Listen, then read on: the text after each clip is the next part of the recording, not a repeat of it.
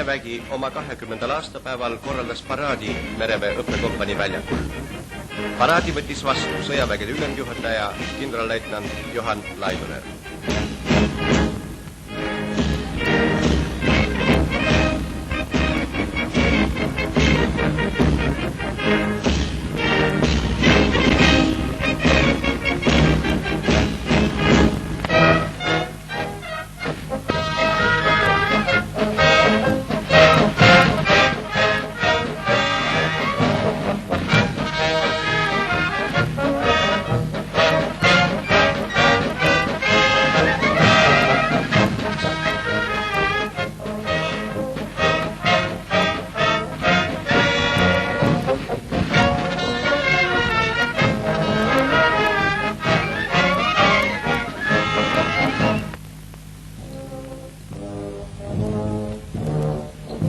Paraadmarsi lõppedes siirdusid paraadist osa võtvad mereväe osad sõjaväe kalmistule, kus asetati langenute mälestusmärgile pärjad Eesti, Läti ja Soome merevägede poolt.